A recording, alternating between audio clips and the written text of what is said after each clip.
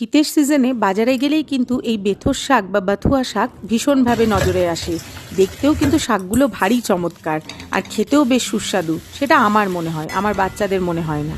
তো তাদেরকে আমি কি করে খাওয়াবো?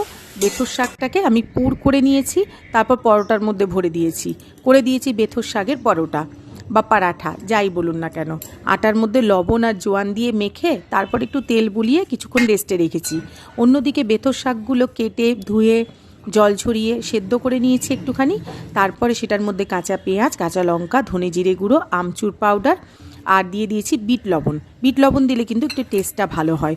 আর এগুলো মশলা যদি কোনোটাই না থাকে সোজা দিয়ে দেবেন চাট মশলা, ব্যাস আর কিচ্ছু লাগবে না।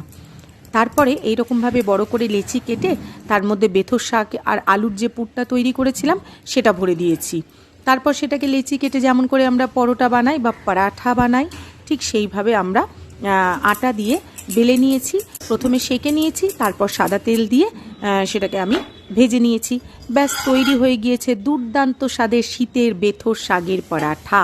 কিন্তু আমার বাচ্চারা এই পরোটাটা দারুণভাবে খেয়ে নিল।